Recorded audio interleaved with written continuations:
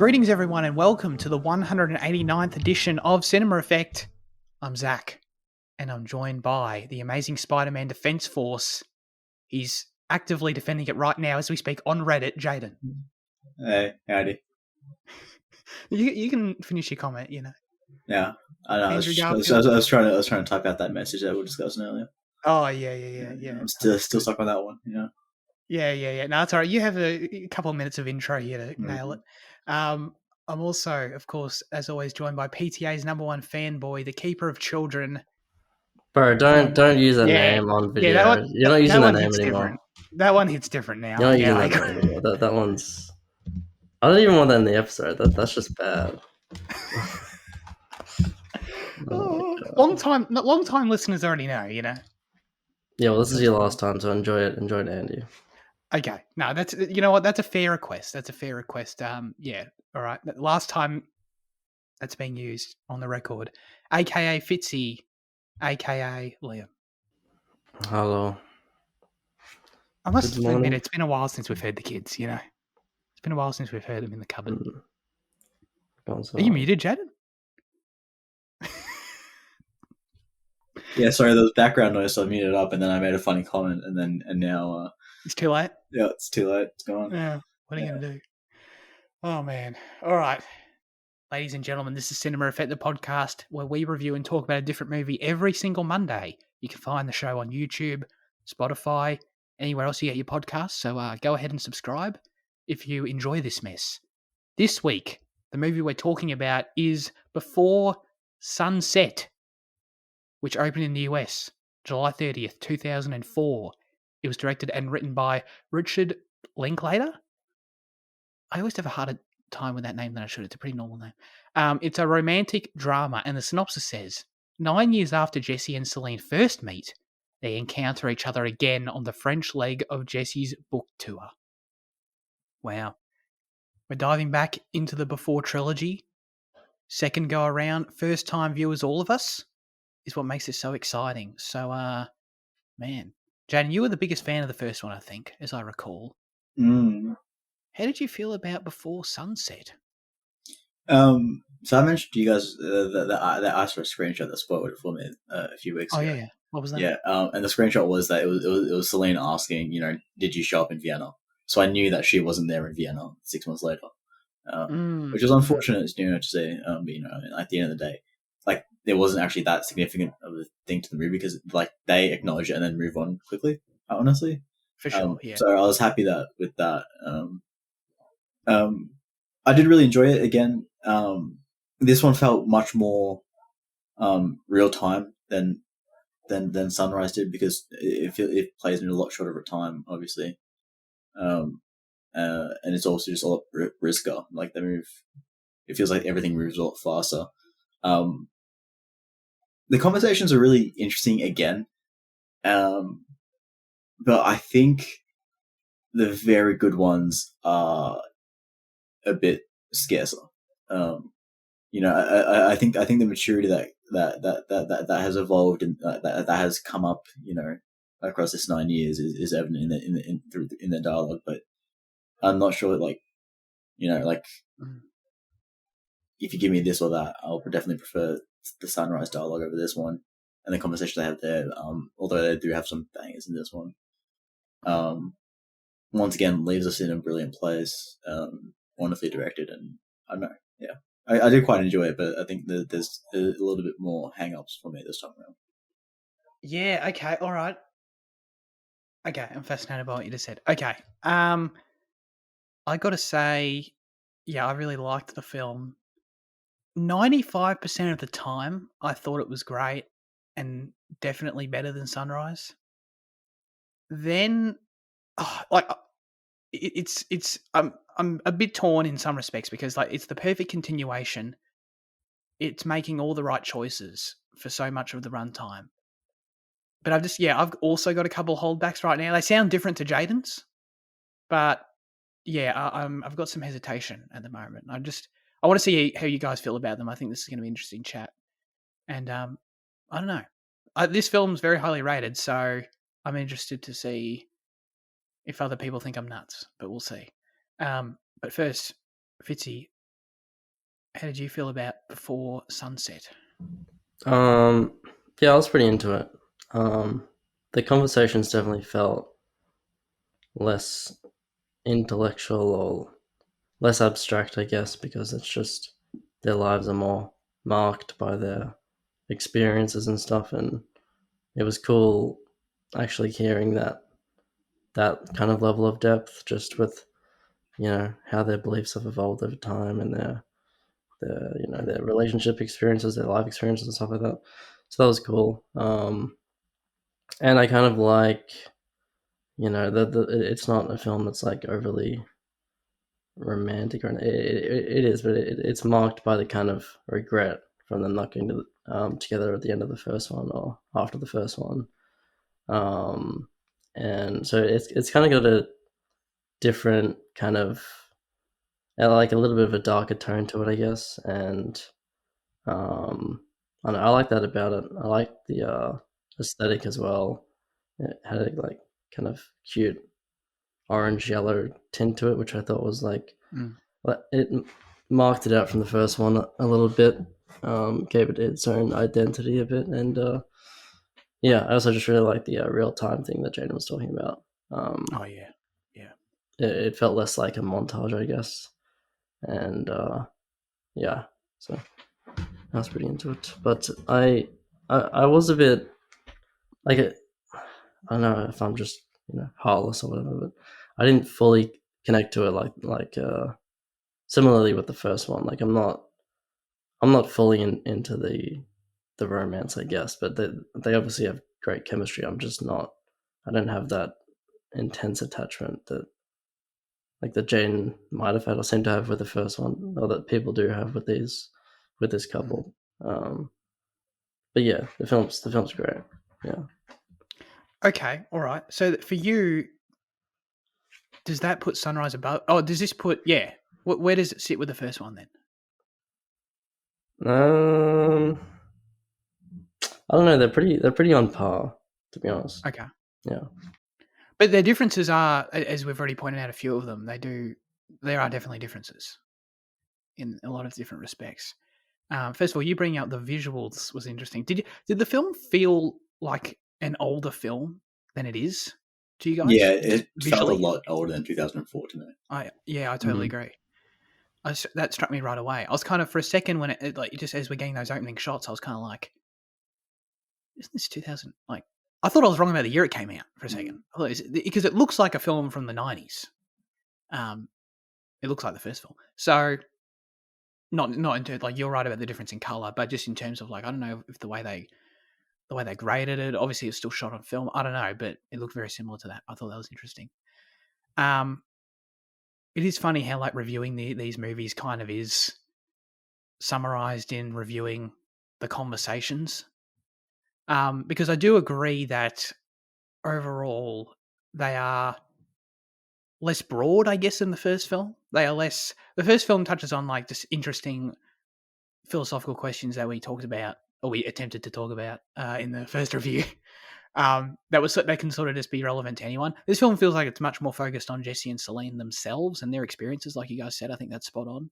I mean, also we're not 32, like we are 10 years younger, so maybe perhaps. Yeah. Perhaps. We're in the Before Sunrise state. Still. Exactly. If you want us to come back, we weren't going to wait 10 years to review this film. You know what I mean? Mm-hmm. So maybe we should have. I don't know. We need to wait for Liam to fuck off overseas and find a girlfriend. And then he can have the experience of it. Yeah. Really relate to it. So you think Liam's the most likely to do that? I think Liam is most likely of us. Yeah, I don't disagree. Yeah. Well, you love going overseas. Yeah, I love going overseas. I don't like talking to people.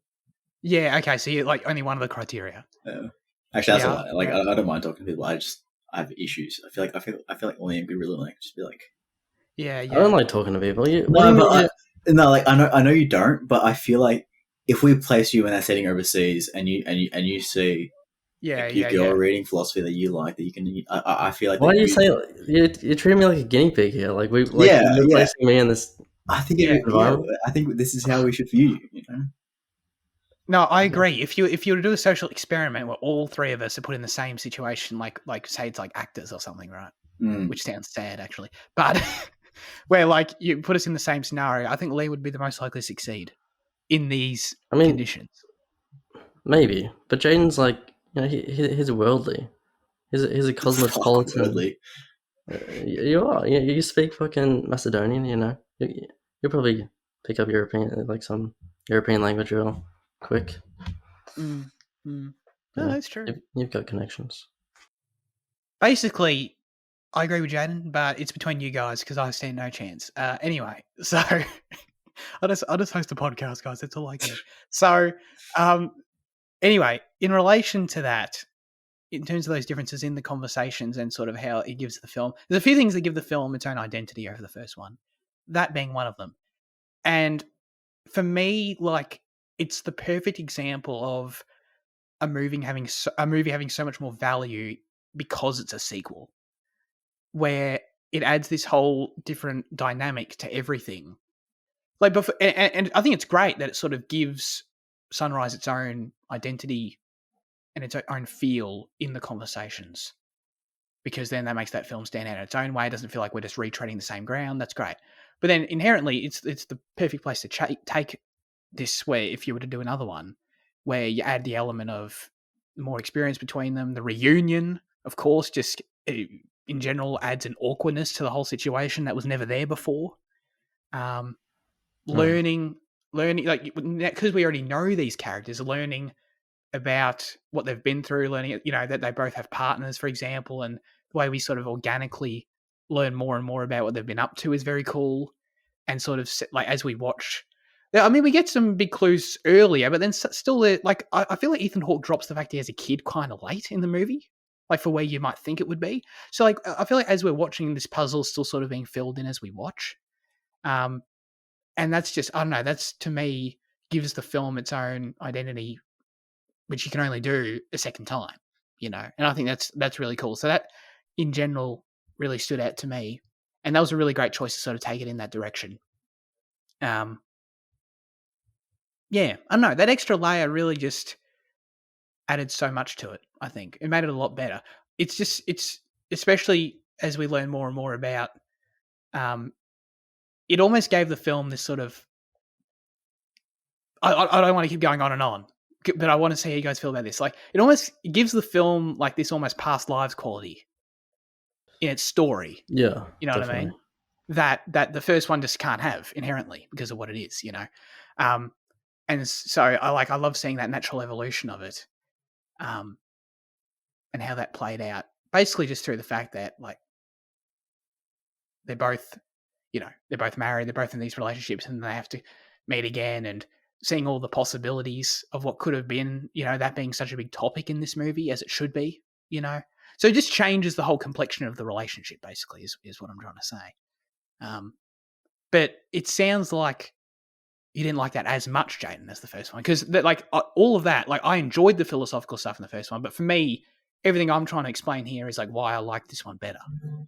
No, I don't think that's not where I had the issue. I don't think, because okay. I think I quite enjoyed that, and like the kind of heartbreak and all those kind of reveals of missed time and, you know, mismanaged time, and, you know, they nearly ran into each other in New York.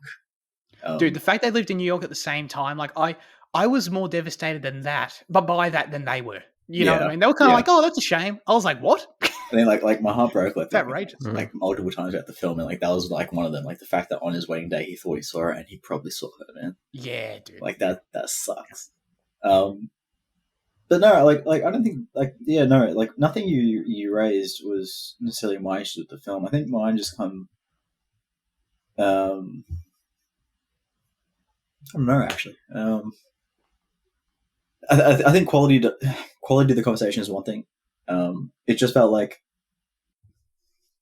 well, so they answered that one question that we had last time about did they have sex or not, and apparently they did twice. Sure. Apparently, but then, like, a lot of the conversation did, not a lot, but like there was quite significant portions, and it kept on coming back to sex, and like the other one just had more variance in its dialogue, you know, in their back and forths. I think that's one thing that kind of hampered it a bit for me. Yeah. But I don't know. I can't think of what else it is at the moment. Maybe as we discuss, something will kind of emerge. But yeah. I think what you're saying makes sense, though, given something else that we've already brought up, and I definitely want to talk about, is the real-time nature of the film, in that the characters literally have an hour and 20 minutes together. Which, by the way, can I just quickly get out of the way and say that this movie, being an hour and 20 minutes long, like, instantly knocks it up a point. Just, like, peak cinema right there. But the fact that that's the real-time aspect of it, that window of time they get together being much shorter, and you feel the time passing as a viewer as well, like, adds this sort of background urgency to it. And it doesn't lean into it. Like, I wouldn't say the film's tense, but it's certainly still a pretty chilled out experience, but nonetheless, it does add this slight urgency to it, where you can tell Jesse is like, every time he like tries to extend the film, basically, you know what I mean? Like every time like he needs to go. Basically, he could have just left at the start of the film, like if he wanted to be like perfectly on time for his schedule or whatever. So like every attempt he has to make like multiple times throughout the movie, come and let's go on the boat. Let's take this. My driver can take you to your home. Oh, I'll walk in for tea. Like every single time, you can just see, like in Ethan Hawke's performance as well, that he's like it's like he knows he's living a core memory. You know what I mean? It's like he doesn't want it to end. And I thought that was really special about the choice to have the whole film take place just naturally. And like you said, I think you said it, Fitzy, how the first one sort of in comparison feels more like a montage because you sort of get it all spaced out over a night. And it's like, oh, we go to this cafe and then we go to this restaurant, we cut there. And this one now, it's just like we literally spend that time, travel everywhere. And I just feel like that's even more impressive as like from a filmmaking perspective as well. I've got some trivia about that, but it just gives the film this whole other, I don't know, urgency, I guess. I don't know. Why did I bring that up? Sorry. Yeah. I don't know either. But they did talk about sex like a shit ton. Like they kind of devolved a bit, especially for an 80-minute movie. They talked like 20 minutes was just nonstop. But like the conversation still had a lot of merit. They were more, as just they were more like there was hardly one larger kind of philosophical conversation like we had in the first one. So I don't know, maybe you guys were just like missing that or something, because it was always like rooted in an example or something or an experience. So it was just more real world that way. And yeah, when you take away that montage as well, it's just like a completely different experience. So you're not getting much of the first one, even though it's just as much a dialogue only experience. Yeah. So maybe Jaden was missing some of those elements, I guess. Yeah. I just trying to what? I'm trying to get his symptoms, diagnose my issues. Yeah. Right. But sorry, you just remind me of why I went on my whole rant. It's because I feel like the fact that you have that condensed time element in the film is like why it naturally would change what they would talk about. You know what I mean? If they understand this time limit, I don't think they're going to spend can't spend the whole night having these broader conversations about life. You know what I mean? They're like, they need to catch up. They need to get their shit in, basically. They need to explore all their avenues. Yeah. I think you do feel that. I think like a lot of the conversation does feel very practiced still in that and intentional, but I think there is a bit more pauses because it does feel some of the topics do feel like they're just off the mind, and then a lot of what they're delivering also does feel like it's off the head again. If like as part of that kind of reduced time thing of where you just need to get it out, and I think that happens a few times in the film where like in the feeling that they just need to get stuff out, it leads to far rawer conversations and far more like what I think is like the more natural dialogue, compared to especially what we got in the previous one. But okay. All the pauses, all the breakups that they kind of have in those kind of like all that kind of natural shit is granted via the condensed time. Yeah. I mean, I was going to ask if you felt there were any main differences, if you noted any differences in like the way they performed, in like in the chemistry and just in the way they delivered the dialogue. So that's obviously a yes from you. That's interesting. But you don't think they actually? So Ethan Hawke and Julie Delpy have screenwriting credits on this one. They didn't. Yeah, that was really surprising. Yeah, that was Yeah. Yeah. That was cool. But you didn't. When you say that, you didn't get the impression that it was less rehearsed than last time, because no, I think it's still trivia. I think it's still hyper rehearsed.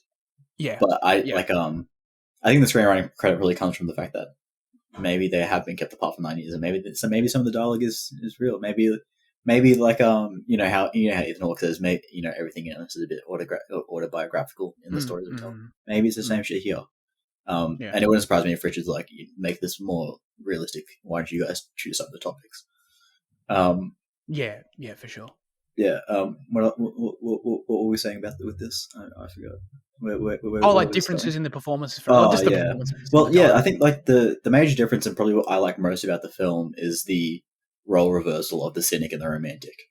And I love how when they finally acknowledge it, an hour and a bit into the film, the way that she goes on and says that he stole her romanticism is devastating. But then like everything before that, and the way that you can tell she's become a cynic is, it slowly breaks the viewer's heart. But then like in that rant's the wrong word, because it's not a rant. It's a, what do you call it, man?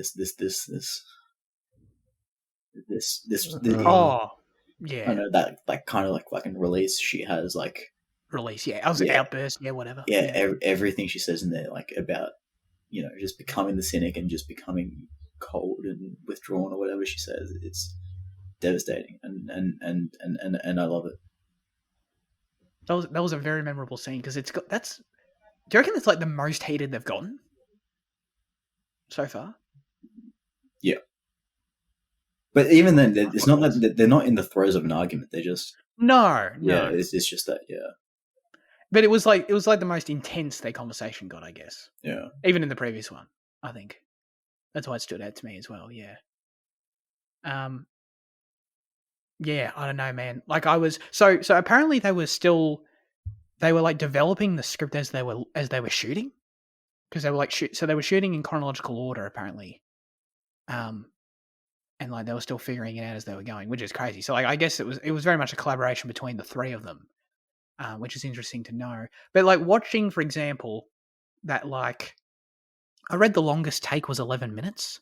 I don't remember which one that would have been necessarily. But there was, I noted earlier on, there was one particularly long one, I think as they were walking for the first time from the bookstore to the cafe, if I recall. There was quite a long take. And like watching that and like keeping in mind the trivia from last time, because as I said in the last review, I felt like there was a lot of improv in Before Sunrise. And this time, like knowing that there's very little improv and it's all like hyper rehearsed, and then just getting to watch them do that huge long take as they're walking down that street, and knowing that, like, kind of, it changed everything for me. It reminded me, I think it was, I don't want to get it mixed up, but I'm pretty sure PTA said, I'm pretty sure I've heard PTA say at one point, like, a big part of why he loves making films is because he's in awe of actors. And just like seeing that quote came to mind for me as I was watching them perform, because I was just like, if all this shit is hyper rehearsed and they helped write this shit, I'm just like, this is fucking unbelievable. You know what I mean? Like, it just comes across as so natural on screen that it's like, it can't be overstated, in my opinion. So the quality is all there. Nothing was lost for me in the chemistry or anything. But Fitz, you said the chemistry doesn't work for you as much. No, I said the chemistry is really good, but I'm not like connected to the relationship, to the romance. Yeah. He hates the French. That's why I just can't understand Ethan Hawke's perspective. Yeah. I'm learning the language just to insult them better. Yeah, insult them better. Did you understand a lot of the lines in this film? No, I kept replaying that line later on though when they went to the apartment and like the lady who lived near the house said something. Oh yeah. Like when they're having the little, court party or whatever, the sausage party. That was Julie Delpy's real life mum. Oh really? But yeah, Interesting. yeah, little tidbit for you. Interesting. One of the biggest things after the first one for me was the whole meet you 6 months later. All right, confirmed. Terrible idea. Not exchanging contact info. Terrible idea, and they admit it. So I just want to take this moment as validation that I was right, and that was a fucking terrible idea on their part. No, it's romantic though. Well, hang on. Here's the real test. Fitzy, how did you feel about it? Would you still do it? Because as we've established, you're in the scenario. Would I still like knowing that it? What do you mean? Knowing that it would come out this way, or? Yeah. Like, okay. So if you fast forward 10 years and you're now Ethan Hawke, if you're Jesse, right? Yeah. It's like, would you still go like, oh, I think it was still romantic, or like, could you stand by it in any way, or would you just think you're an absolute dipshit? Oh. No, I'd probably call. Well, he calls himself an idiot. So if I was Ethan Hawke, I'd also. Sure. An idiot. I don't know. Well, he's right. He's right, and you're right because that was dumb. But it was very interesting though to learn. Like the second he said I wasn't there, I was like, I was kind of thought it might be a bigger mystery of the film that he'd admit he's lying later. So I thought, oh, he's lying for sure. Like he was there. But anyway, he like admitted it like 30 seconds later, so it's fine. But obviously that was my main question heading into this one. That and like what makes them reunite. What makes them reunite was fine. It was, the book thing. I don't know. I can't ask for much more. But it's interesting that last time I was saying, this would be great as a book, and then he writes a book about it, and then she complains that it was too idealized and over romanticized, and I was like, I can romanticize the fuck out of it, like. Yeah. That's true. It also brought to mind like when we talked about if the last movie could just be a book. Exactly. Yeah. Exactly. That's what I was talking about. Yeah. Exactly.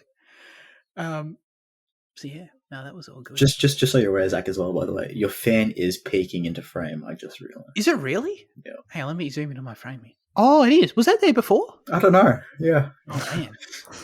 I mean, I guess it was. Yeah, it moved. And wait, he couldn't have moved. The fan didn't walk over there. Oh shit. Yeah. Oh well, I've been exposed now. I've got a fan in my room. I try and hide because it's an eyesore. Anyway, what are you going to do? I should have said something earlier, but about the writing with the actors, that's really cool because Mike Leigh does the same thing. He did the same thing with David Thewlis with Naked, where they just figured out the character over a long period of time, over months, and it's the same kind of thing where like it feels very improvised and it's very naturalistic in the film, but it's a thoroughly planned and prepared thing, a collaboration with the actors. So I just enjoy when directors and actors have that process. Usually, makes a good product. So yeah, absolutely. So I was curious. The fact that this film is obviously takes place in such a specific window of time, and it's so important to the story as well. I had the question how long this film took to shoot. The trivia here is it took a mere 15 days to shoot, which I get including mere in there in the sense that it's short for most films. But for me, I was like, it took 15 days to shoot this because of the amount of, attempts they would have done across multiple days, across multiple scenes at the exact, they have to shoot at the exact time.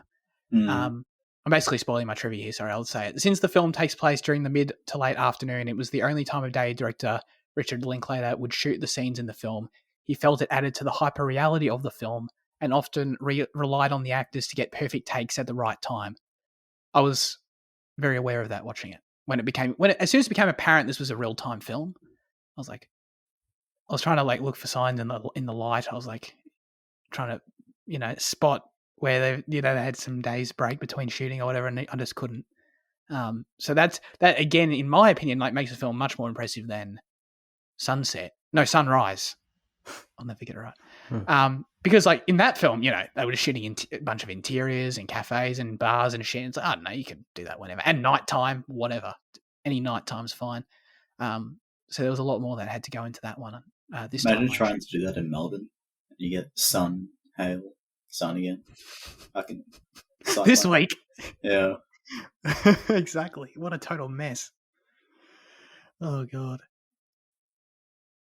My favorite kind of part of the film is the dialogue in the car, like, and specifically the moment that Celine reaches out to him, and she nearly touches him, she nearly caresses him, she nearly gives in, but then, you know, I think she has to remind herself that, you know, he is a married man and that she doesn't really want to. I think making him a married man is one of the most interesting things they could do, and like with the kid especially, like, because if he's married and he's unhappy, you can get a divorce. If he's married and unhappy with the kid, that's an issue, you know.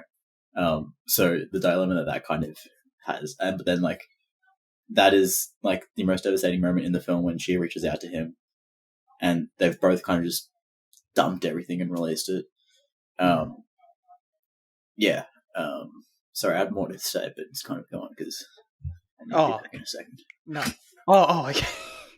I'll quickly just. Jaden's going to miss this very important life lesson that he's perfectly led me into, but I've got some more trivia here. For those, I forgot about this detail, but Jesse has married a woman because she became pregnant, and they are now in a wedding crisis.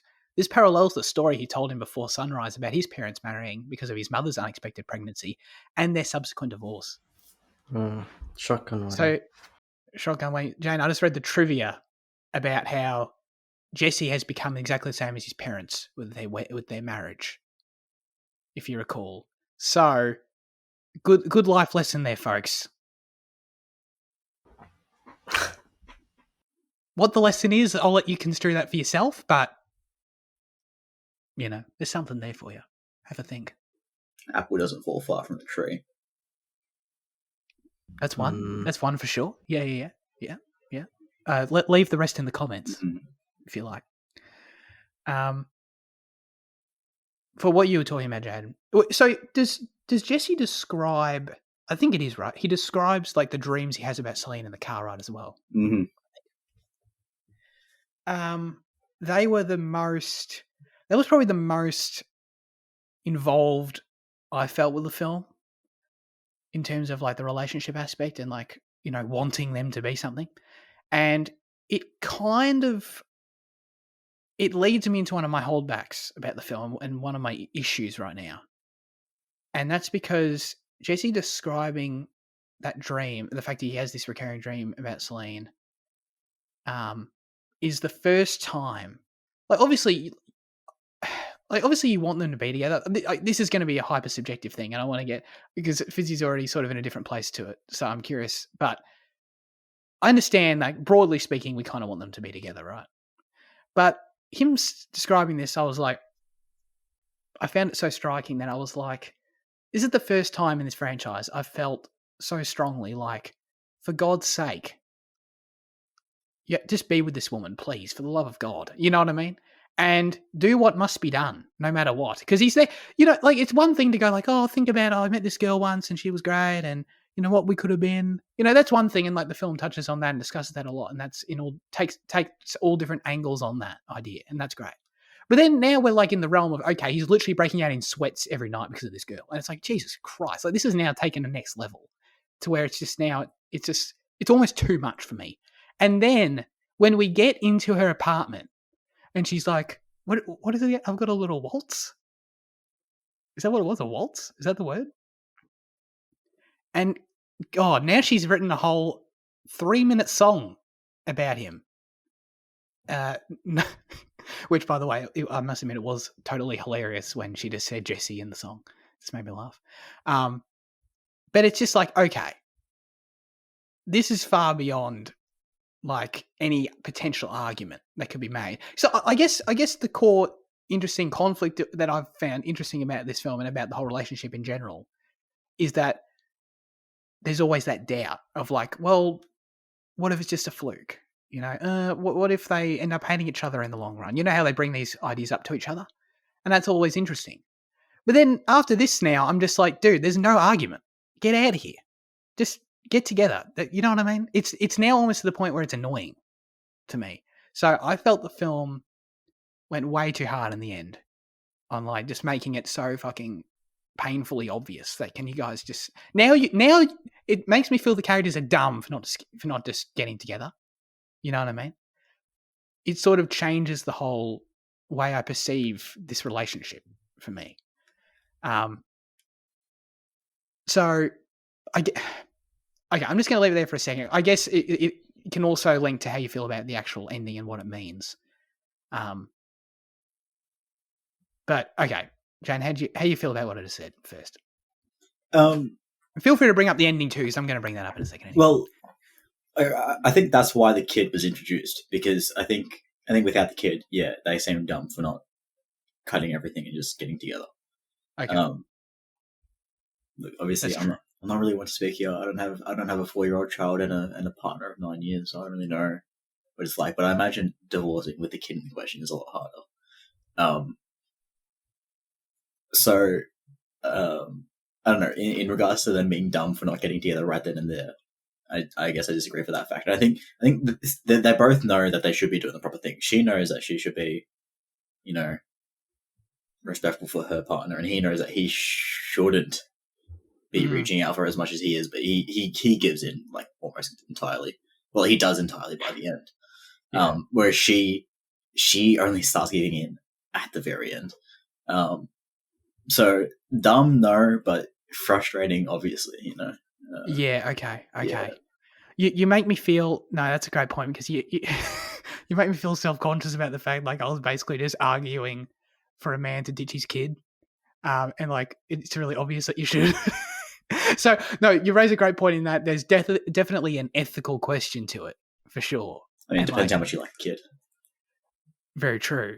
So there's definitely an element there to it, but I don't know if I can say this. This is terrible. I do. So that's a very valid point. Having the point in mind still, I would argue that you ditch the kid. You know what I mean? I would argue that this is now so far beyond like work where the kid has a bedroom, work that shit out later. You know what I mean? I feel like you just got to do this shit. That's my opinion.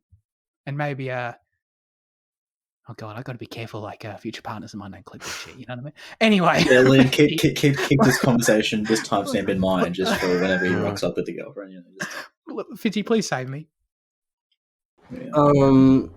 But he loves the kid though. It's like he describes it as like the best part, the most love he's ever felt in his life, apart from with her.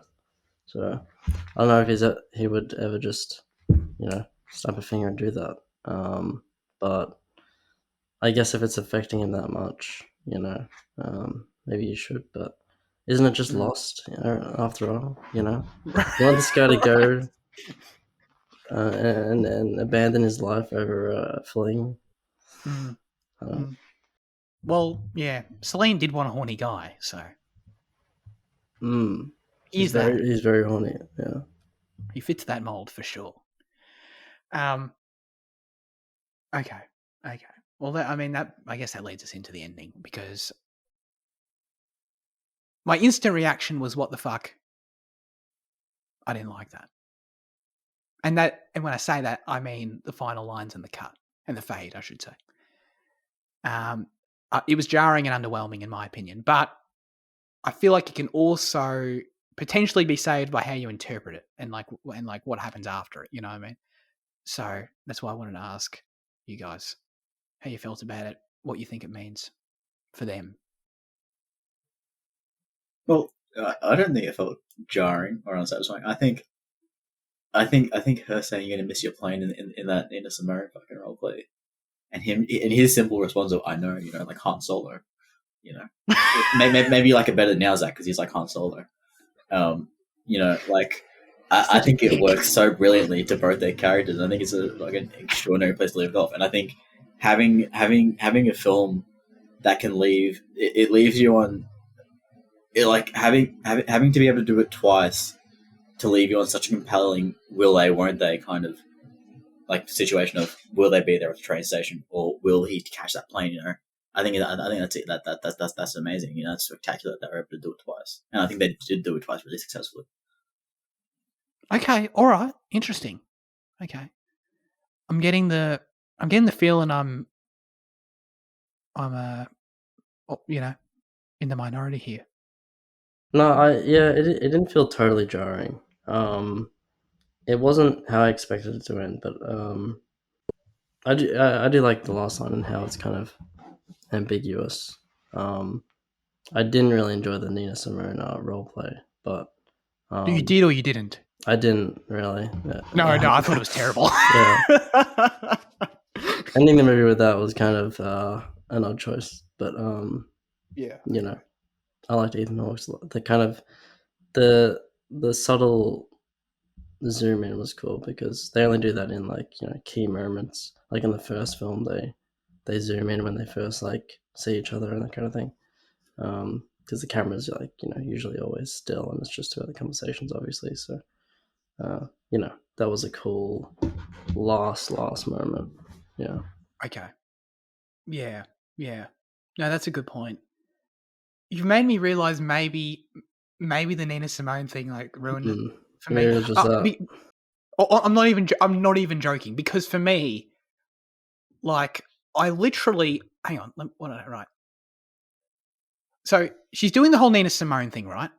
I wrote this as it's happening. I wrote this note. I can see finding this endearing, but this sequence in Celine's apartment has lost me. And then I wrote that note, and then 3 seconds later the movie ended, and it's like, oh, like I didn't at all feel like the movie was about to end, and it just like, and that probably took me out of it so much because I was already thinking that, and then writing, and then yeah. So I don't know. I probably didn't appreciate. Like if you take because I think those are good points about the actual ending. If you were to take that just by itself, like I could see enjoying that.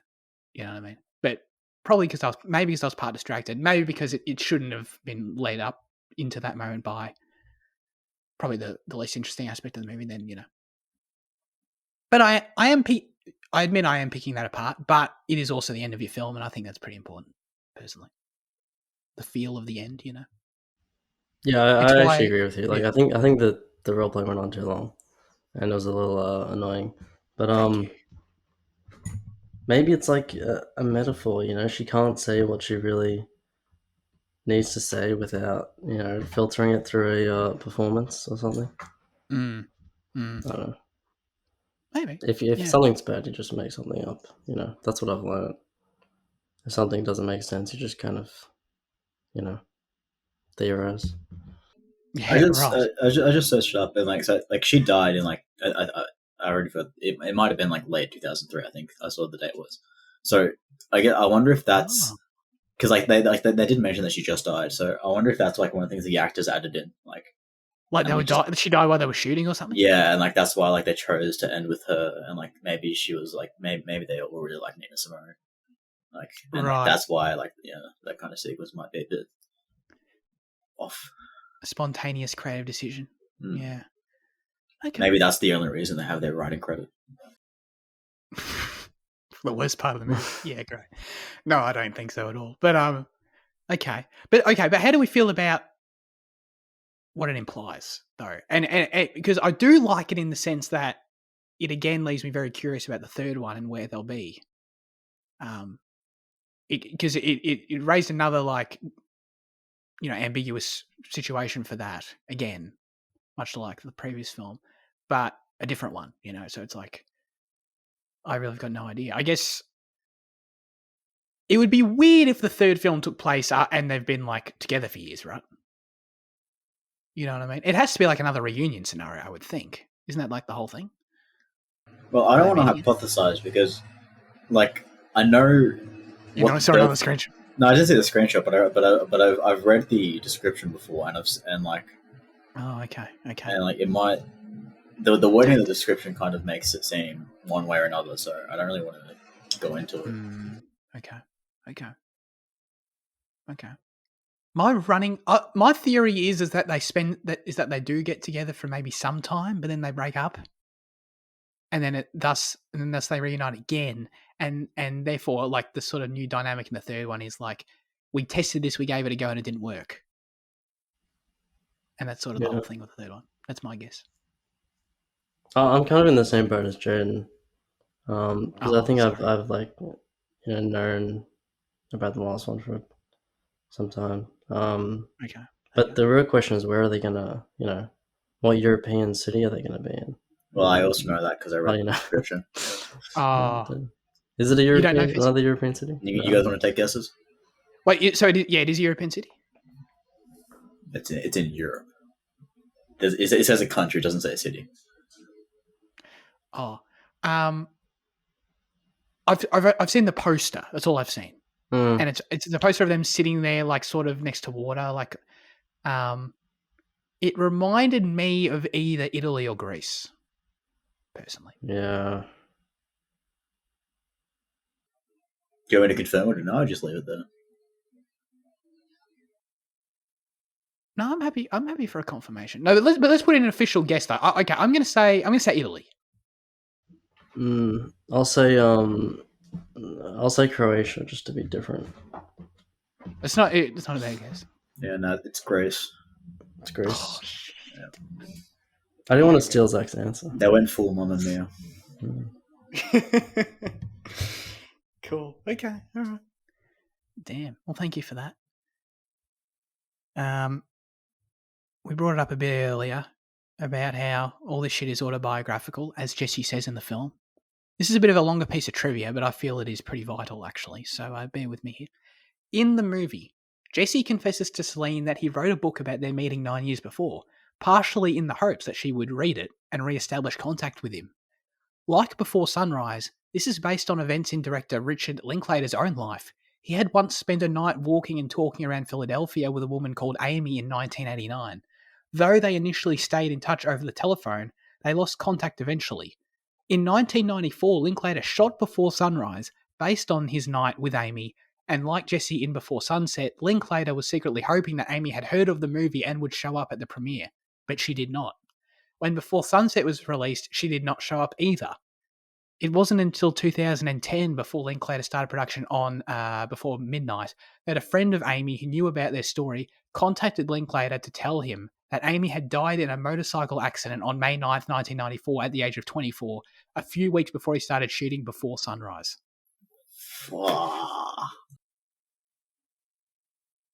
Damn. There you go. I think honestly that's pretty cool. Like, it's, you know what I mean. It's pretty cool to have that story, and like in terms of why he's making these movies. It's pretty cool, and how it all sort of connects to the story and everything. Fuck, would you be able to make a third one after finding that out? That's crazy, dude. Because he did, yeah. Yeah, shit. Yeah. Dude, that information that fucking chills through my body like now. Imagine that actually happened to me, dude. Oh. That'd be a mess, dude. Fuck. That would be, and just, yeah. And it's, I guess it's like the power of, well, to make a weird comment, but it's like the power of knowledge, I guess, you know what I mean? In terms of like, if you had just learnt this fact of something that happened, it's all about when you learn it and like how that could have changed everything. Like, because he for years, hoping she was going to turn up, right? It's like, it's all based on the fact he didn't know, So it's like, if he had known how that would potentially change, like, would he have even made this movie if he had known? You know what I mean? Would he still have an interest in telling this story again and continuing this story with sequels if he had known? I've got no idea, but possibly not. The movie might be very different too. So, yeah, I think it's very interesting. Well, the first movie would be the same, but the second movie would be very different. Yeah. The second movie would either not exist or be very different. Yeah. I don't know, they did talk about some philosophical stuff in this movie, like, they brought up the Buddhists and desire, Sure. That was there. She's a commie. She's a commie? Yeah, that's true. Yeah. On the commie thing, like Ethan Hawke's like, I like his sense of humor and the character's sense of humor in both movies, I guess. Like, those kind of jokes and the way when they're talking about the fact that he has a kid, he's like, he's sliding down the railing of like the stairs, you know, like I'm a so kid. glad you said that. It's hilarious. It's like they're having the most serious, you know, conversation, is the most serious information reveal that they've had yet, and he's just like sliding down the railings and on the stairs. It's great. His character's just like such a goofball, you know. So him revealing his kid in that moment was for the audience, right? Because like, she already knew he had a kid because she read the article. True. So like, what are there any other things that you think are for the audience rather than for them? Well, other than the wife reveal as well, obviously it functioned in the same way. But no, it's the only thing's the article, right? yeah. So I guess it's only what was in the article. Like, I guess the fact he's an author, but that's pretty clear from like the first 30 seconds. The sex reveal, I guess, as well. Sex reveal. Oh yeah, because we were talking about how they cut away in the first one. Yeah. Turns out they had sex twice in a public, park. I can't remember. What did I think? I think you thought they did, didn't you? No, I think I thought they didn't. No, because I thought that they didn't, but you were arguing against it. I was arguing with you, but I don't remember which side we were both on. We disagreed though. Yeah, I don't remember. I really don't remember. Anyway, God, it was only 3 weeks ago. We're old. Maybe we are 32, man. Honestly. Well, that was one of the best parts of the movie for me, when they were like arguing over their memories and they just couldn't remember the exact details, you know. Well, apparently. Well, I don't understand why she lied there. Like, I don't know. Well, she said why, but I'm not gonna. I mean, but like, is that something that women just do? Yeah. Or is it a French thing? I've already been in trouble enough today, Jaden. I don't need to comment on that part. Oh, God, I'm not trying to ruin my whole reputation. I did like the line, "You've become a total hoe," though. Yeah, do you like the way that the Netflix subtitle spelled hoe? Oh, yeah. What was up with that? I don't know, is that the correct way to spell it? Well, H-O? Yeah. I think so. It is? Because, I mean, like, HOE is like the Minecraft thing, you know? Yeah, the Minecraft one. But like, I always assumed that it was just, like, the same. No, I don't. No, I don't. Well, yeah. So hang on. What is that? What's Santa saying? What? You know what I mean? Well, he's just having a jolly good time. With his hoes. Yeah. It's just a natural expression for him. With his 3 hoes. He named them all the same thing.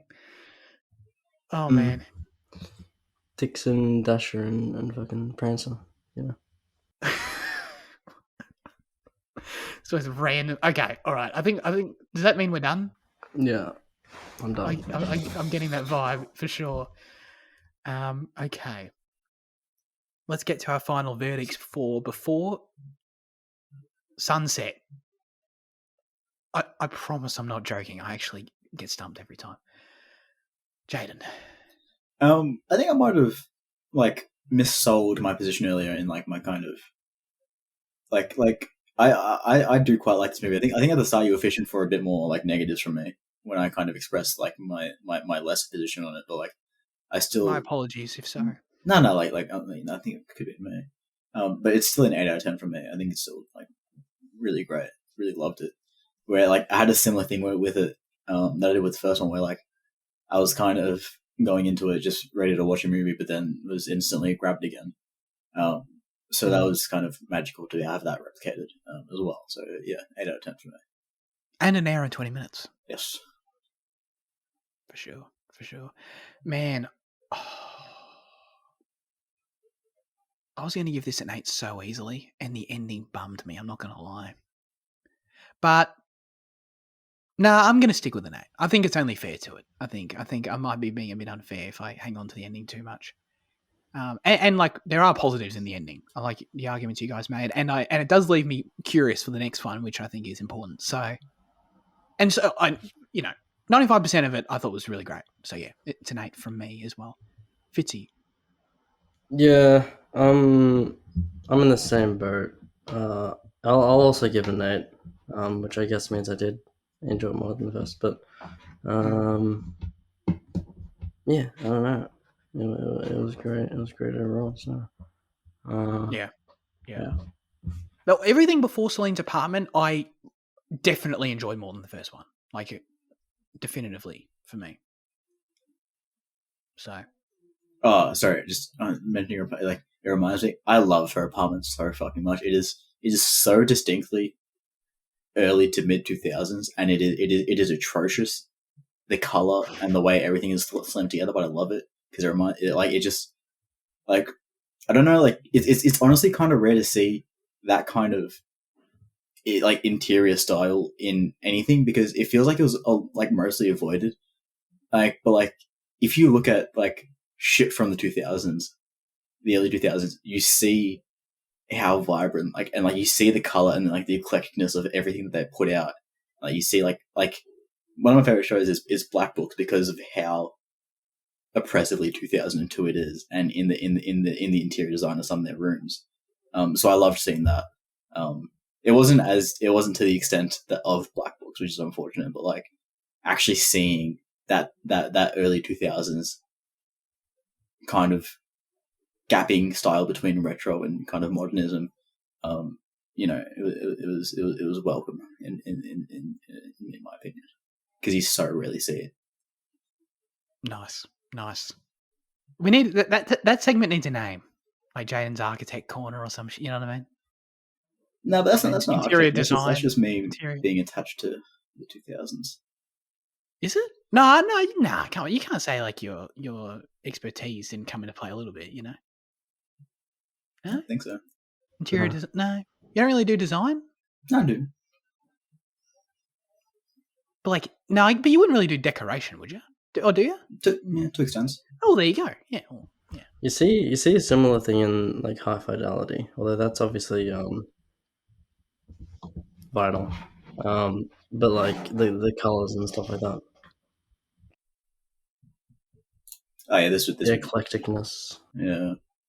Have you ever thought about starting your own podcast? Let me tell you, if we can do it, anyone can. And that's thanks to Zencaster. Like a lot of other podcasts out there, our show is recorded over the web every week. But trying to record a podcast with platforms like Zoom and Discord can be an audio quality disaster. I'm sure you've heard some of the podcasts I'm talking about with long delays, sound cutting in and out. It is not pleasant. Zencaster captures studio quality sound for all of your guests right from your web browser. Zencaster's multi-layered backups ensure you always have your recordings in the highest quality, even if the connection is unstable. And with Zencaster's all-in-one platform, you can create and distribute your podcast to Spotify, Apple, and other major destinations all in one place. Go to Zencaster.com/pricing and use our code CinemaEffect to get 30% off your first month of any paid plan. That's Zencaster.com/pricing with promo code CinemaEffect with an E for 30% off today. Feel a sense of Zen with Zencaster.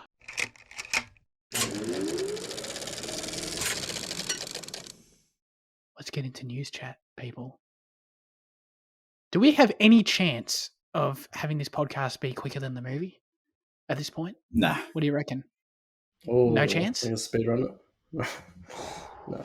I don't know. I reckon there's a chance, but let's see. Oh, we don't want to rush, but you know, we can talk about some trailers. We all saw the Kingdom of the Planet of the Apes trailer. How did we feel about that? Fitzy, you saw it. Yeah, I actually met the set decorator. Oh yeah, that's Australia, right. Yeah, so I actually have a personal connection to this film. That's awesome.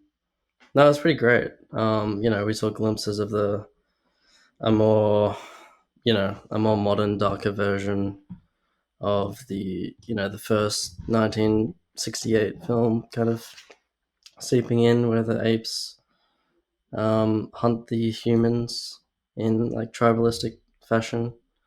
So that was pretty cool.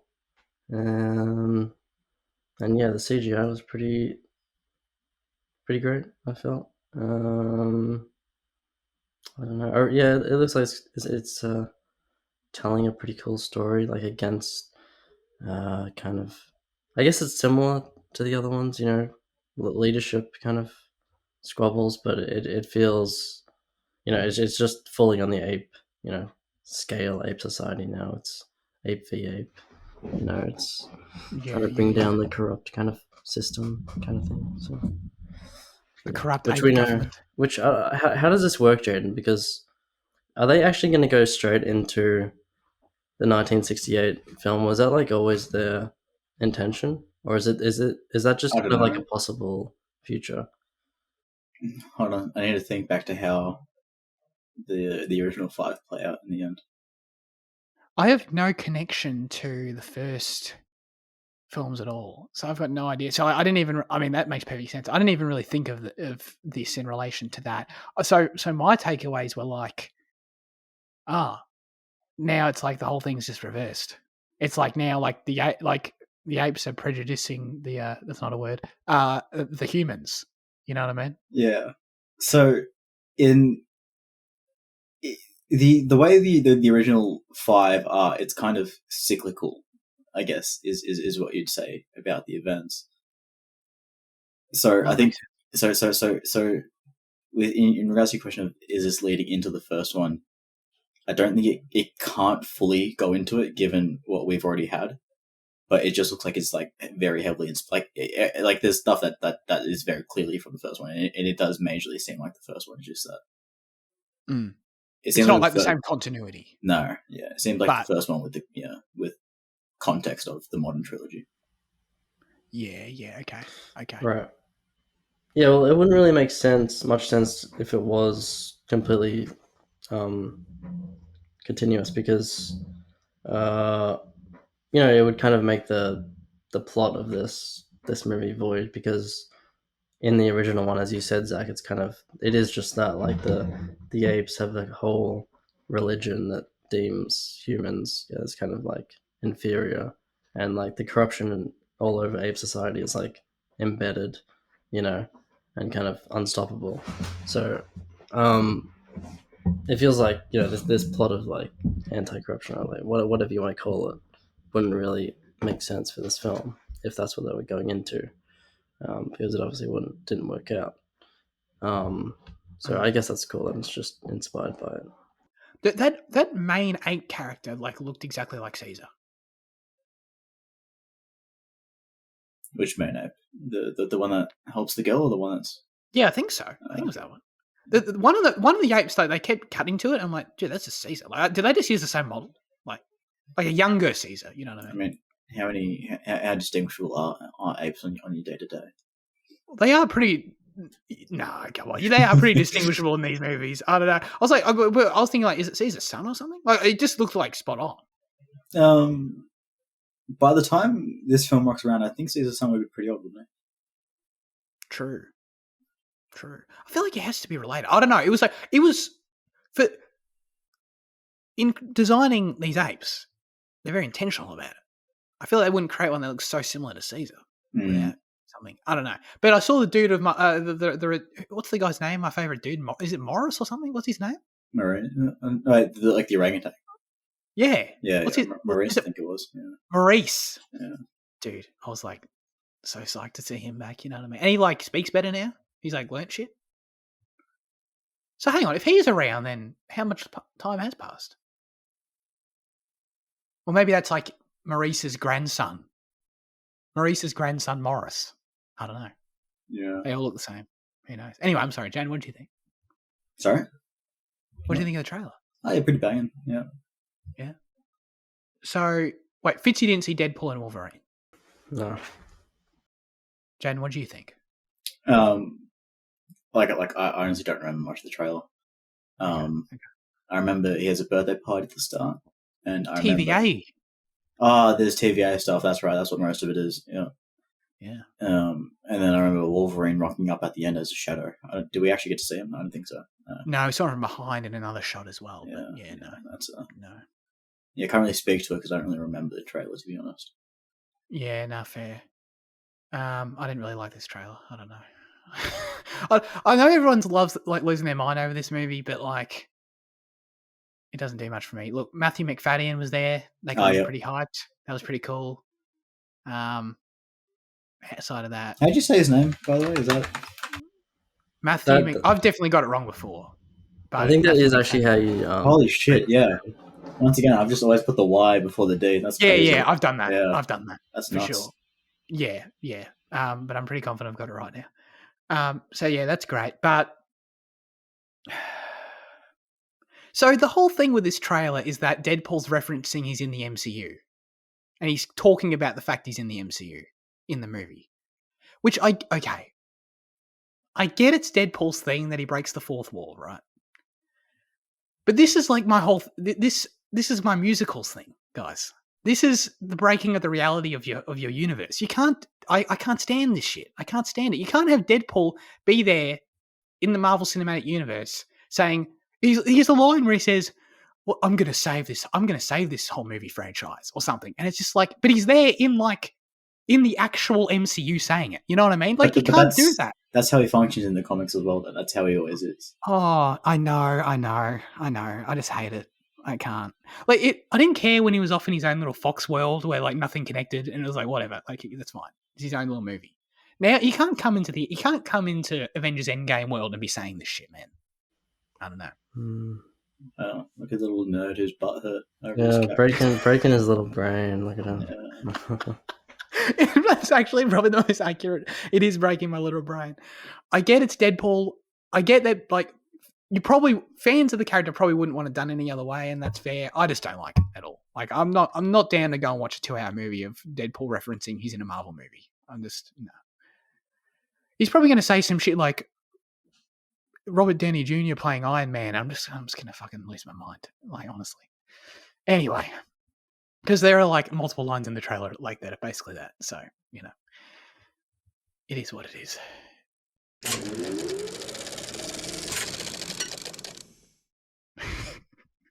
On that note, let's not talk about the Fantastic Forecast and just get into highlights of the week if we're happy with that. Fitzy, what have you been watching? I watched the escape room movies, which are pretty good. They kind of, they remind me that they're set piece based kind of films, like Final Destination and Saw, kind of, which is, I guess, Final Destination, that series is kind of what got me into this genre of movie. I just enjoy this type of movie now, and these two are pretty decent. Like, the first one is a bit, I don't know, it's a bit bloated or whatever. It's a bit in parts. It's definitely not a film I'd recommend to you, Zach, but like, it's still fun.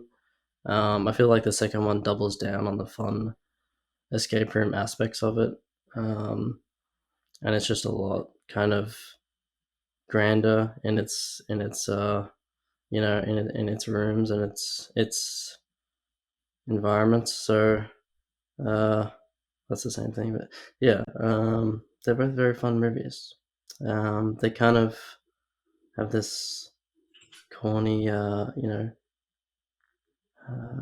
like company that's like controlling everything, and they basically can't escape the rooms. And you know how an escape room works. You kind of have to find the clues, and it's very cute. Escape rooms are fun. I've been to one escape room, and it's very fun. It's a fun idea for a movie. So, in conclusion, very fun. Is this your way of like begging, like, you can just put it in the chat anytime if you want us to do an escape room. You know what I mean? Yeah, we should. Yeah, I'll put it in the chat right now. I thought that's what you were going to say. I thought this is where this was going. We should do an escape room. There you go. I put it in the chat. He put it in the Zencaster chat, by the way, Zach. Okay, thank you. So he's lying. Yeah. No worries. Okay, cool. Well, so there's two of these movies. I've seen a trailer for one of them for sure, where they're like on a train or something. That's the second one. Yeah. Okay. Yeah. They're like, it's. I think the most you'd like relate to it would be the most it would remind you of would be like Now You See Me, kind of, and how it kind of always like tricks with you, or kind of even like the game, I guess, is a bit like this. You know, it's a more Yeah. True. I guess. True. I mean, the second game one is more like so, because the second one kind of fucks with you a bit. So yeah. I just think I remember liking the roster of characters of the first escape room more. Oh yeah. Yeah. Yeah, that's kind of true. That's kind of I haven't true. rewatched the second one. Maybe I should. The second one's got more like generic kind of deaths. Like the characters that die early are kind of more generic. I guess. Yeah. I've got nothing to say other than I'm still I watched a few episodes of The West Wing this week, and I don't know how I've seen like none of this show and it's already peaked. But anyway, I don't know. Like I'm honestly concerned of like what's left. Like, what else can it do? I've got 100 episodes left, and I've seen like the best shit I've ever seen already. So like I don't know. So yeah, I'll try not to talk about it every week because I'll be talking about it every week for like a year until I finish it. Jaden, what have you been watching? I watched All the President's Men. I guess we'll chat about that.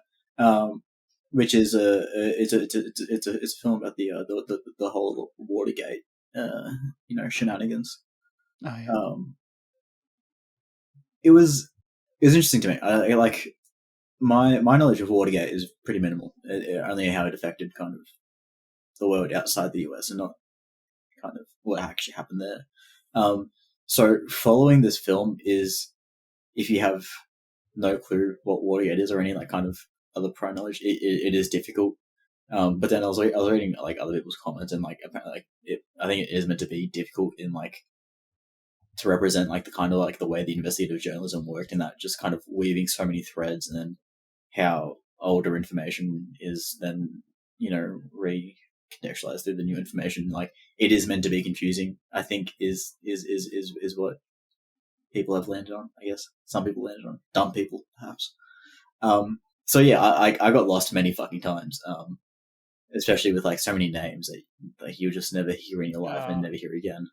But it was like still very like cool to follow the investigation and like to have a good newsroom drama. That kind of stands opposite to the Post is great. Set in the same time period. Oh, okay. Spielberg really should have looked at this film for an example of what a good film is. But the main duo,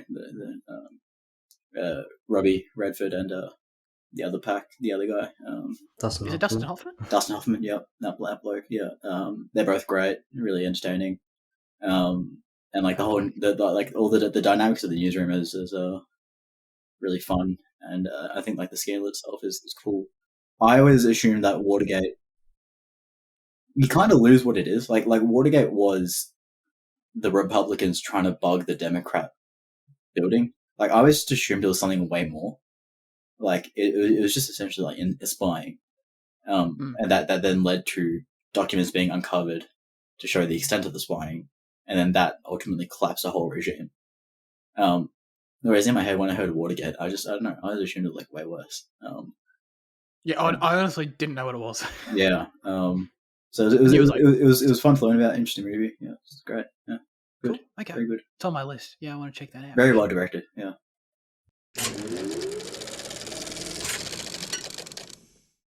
Now, as always, we hand the show over to you with our question of the show. Last week we asked you, what is your favourite Ethan Hawke film? Aiden said, recently watched Leave the World Behind, exquisite film.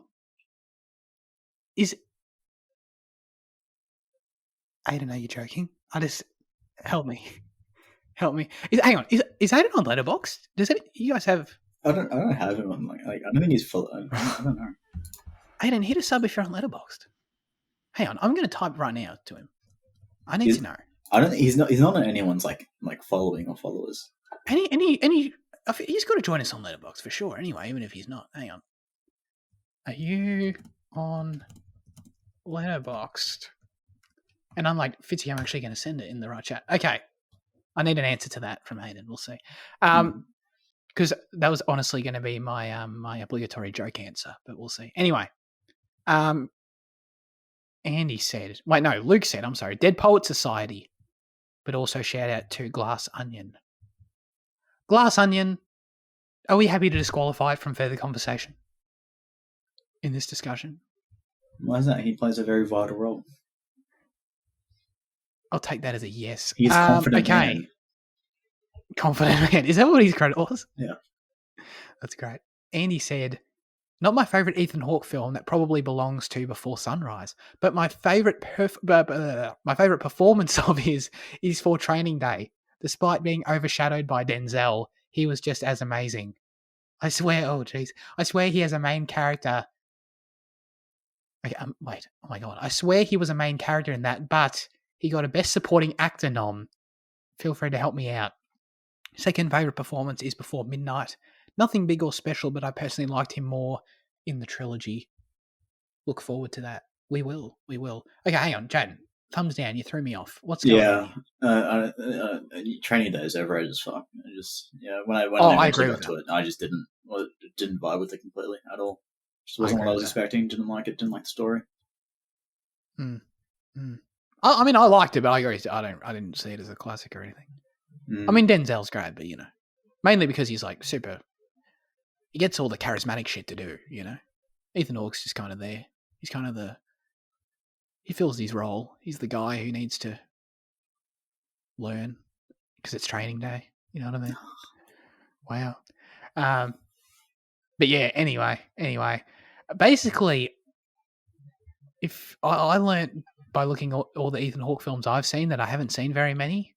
No, I was shocked at how little I've seen as well. Yeah. I've seen 9 of his 113 films. So that's terrible. I think I want 10. Oh. Well, I know we've done a few of them for the show, so I know there's some crossover. But anyway, I feel like, Liam, you've probably seen the most, I would imagine. Yeah, maybe 20. I'm on 20. 20. Well, there you go. I need your... Now, is it just Boyhood? Or is that you got another answer?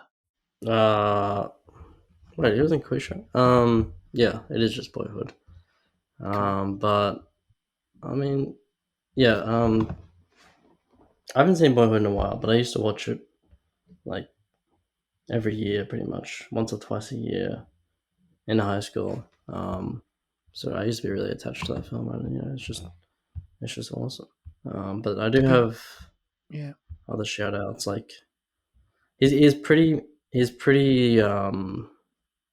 feels pretty much himself in Boyhood. I mean, maybe he fits this kind of uncommitted dad role like really well in that film, but he does feel like his usual like philosophical self. But his best performance, I think, is Before the Devil Knows You're Dead, which is a film with him and Philip Seymour Hoffman. It's a Sidney Lumet film. He plays like the scared brother in that, and he's just really great. And it's like one of the films I can think of where it's just quite different to how he usually is. So that's my honorable shout out. But yeah, I love Ethan Hawke, and like, anything he's in pretty much. It was like the best part of Leave the World Behind. Not a great movie. Sorry, Aiden. I didn't really enjoy it, but he was good in that. He's pretty much good in everything. So yeah. True. Ethan Hawke was in The Guilty. Was he a voice? Sergeant Bill Miller voice. Yes. Yeah. Okay. All right. Looking at this, mine's Gattaca. I've just come to this right now. I've realised. I need to spread my horizons more with Ethan Hawke though, for sure. But Gattaca's a great movie. I love that. I love when we did that on the show. Check out our review. But that's the answer for me, to be honest. I don't think anything. I mean, Dead Poet Society is really good, so that's a good shout from Luke for sure. That's honestly the only other one that comes close for me. But I am inexperienced, like I said. Jaden. Well, I'm in the same boat as Andy, where like Before Sunrise is the best one. But to give a shout to something else is I'll go Sinister, which is the 2012 horror film he starred in, and it is It is fantastic. I love that film so much. I rewatch it often. Really? He's great in it, but the horror in it is great. The whole like found footage, not found footage, but he finds footage of like murders, and like they're all like so well directed. Like each like kind of murder scene, and like the kind of terror that unfolds in the story that it tells is great. And like I want to see Ethan Hawke in more horror films, and like he is in The Purge, I guess, but like The Purge isn't really like, you know. But like I love Sinister. I love it so much. I'll always like give it a shout when people talk about horror films. I think statistically it is one of the scariest movies, like in terms of like average heart rate. But it's great. Oh wow, it's so great. Yeah. Oh yeah, I've just found it here. Cool. Okay. He also plays an author in that one, if that helps. Yeah. That is interesting. Well, you know, he's an author in real life. Is he? What's he wrote? He's written. I think he's written a couple of novels. Oh, really? I think. I'm pretty sure he's written a couple of novels. So there you go. There's another little tidbit there for you. But yeah, that's cool. He stars. Well, yeah, he's actually in a lot of movies. Yeah. Like in general, he's not taking the Leo schedule. You know what I mean? He needed the money to feed his daughter, I guess. Yeah. I love when Fitzy said earlier his role in Boyhood's kind of just him, you know, negligent dad. Yeah. So that was good. But okay. I mean, he plays that role really well, though. You know, he's the dad who fucks off to Alaska and, you know, sings songs and shit. Yeah. But it's interesting that Maya chose to take his last name instead of Thurman for the acting role, you know. True. Well, I mean, do you disagree with that choice? I think Thurman gets you more pull, so I guess you want us to go the anti-Napper way. Hang on, do you really think so? That's what I'm saying. You think Thurman gets her more pull? I think Uma Thurman is a far more famous name than Ethan Hawke is. Really? I guess. Okay, I just like totally disagree, but like I don't. Maybe I just don't know. I think in our little film world, Ethan Hawke might be a bit more, you know, well perceived. But right. I think when you take Pulp Fiction alone, like Ethan Hawke doesn't have a Pulp Fiction. Ethan Hawke doesn't have a Kill Bill. Ethan Hawke doesn't have a Gattaca. No.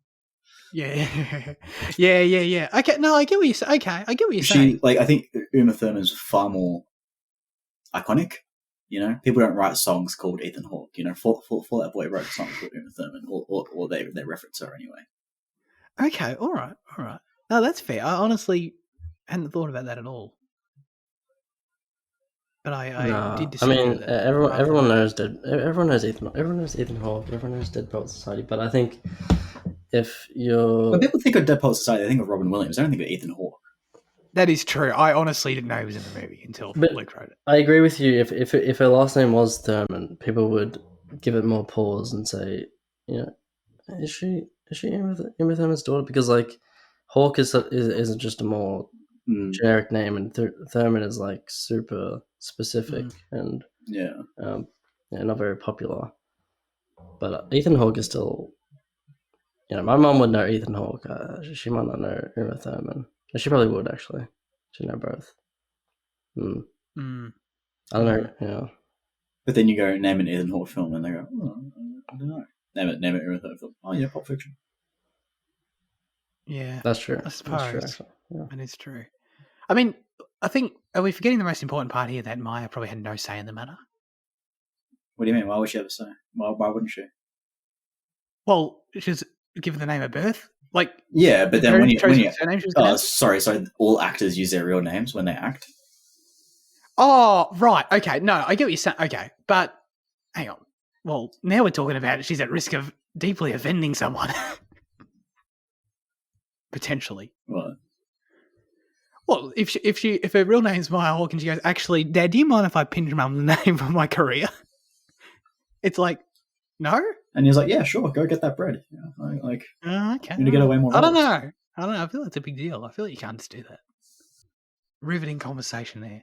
I love, like, it's one of those, it is actually kind of fun to talk about, but it's one of those things where, like, you're never going to get actually anywhere discussing, like, how famous someone is, because we're only based on our own perceptions of who, you know what I mean, who we talk to and shit.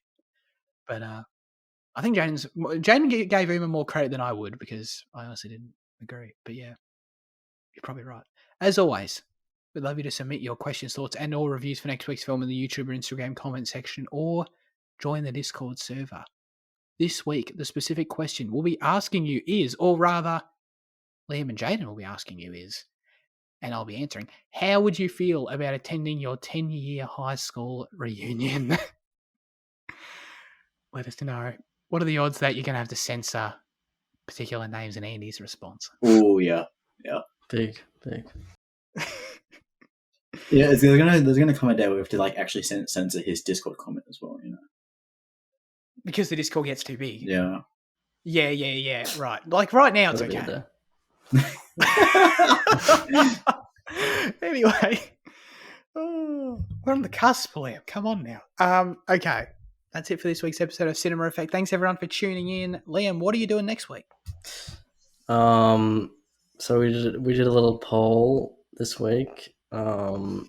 Gross Point Blank, my film versus what did Jaden Foe? Like, who's gonna pick Foe? Doesn't matter what Jaden picked. Yeah, who cares? who cares? Like, we know who's gonna win anyway. I want to call into question the integrity of the poll. I think Liam's stealing the election. Got a Trump supporter right here. But yeah, Gross Point Blank won, of course. Just another, another win in a series of victories. So yeah, the streak continues. Where do I watch this film that I'm being forced? Yeah, I need to know as well. That's on Disney Plus. Yeah. Shit. See, he lost the poll. And now he wants to question the integrity, and it's also on Disney Plus, and he's Disney's number one hater. So yeah, we're really sticking that to the Jaden here. I think Disney Plus probably has the best UI of the streaming services. No, it's Netflix. Yeah, but Disney Plus has your watch list as the second option from the home, whereas Netflix you have to click through to the bottom for the watch list. Yeah, that is actually, I do agree with that. And is it inconsistent where it's placed as well? Like, I feel like sometimes it's higher than other times. The Netflix watch list? Yeah, is that wrong? I mean when you open the menu, not when you scroll through the things. Yeah. My apologies. Yeah. But do you agree with me that when if you were to just if you do it from the home, then change it all the time, Yeah, that's screwed. Yeah. Okay. Disney's probably second. Yeah, Netflix might be. I like Stan. I think Netflix's recommendations are way better. Disney just recommends the same shit. Yeah, for sure. I agree with that. Stan's good. Stan's good apart from when you want to use it on the TV, and then the watch list is just all in a fucking row, and you have to go through every single film one by one. Oh, I thought for sure you were going to say when... No. When RuPaul... What's your true problem with Stan? The true problem with Stan is the amount of fucking RuPaul shows there are on Stan. And how they blast through your speaker the blast second you open it. Yes. Oh my god. Yeah, because you can't turn off the bloody thing on the TV. You have to mute the TV. And it just starts playing fucking RuPaul's Drag Race or RuPaul's Drag Race Untucked or Australia Untucked or Germany or Europe or fucking every other thing. It's too much swear to RuPaul God, content, do you? I'm not even joking. Do you swear to God that when those like ads play, the second Stan opens, they're actually like plus 10 volume? Then like if you were just to start, they've got to be, man. Yeah, that shit's nuts, man. Oh, I totally agree with that. Anyway, okay, so there you go. You got your film to watch this week, ladies and gentlemen. Oh God, okay. Appreciate Liam and Jan for joining me as always. Have a great rest of your week, and goodbye.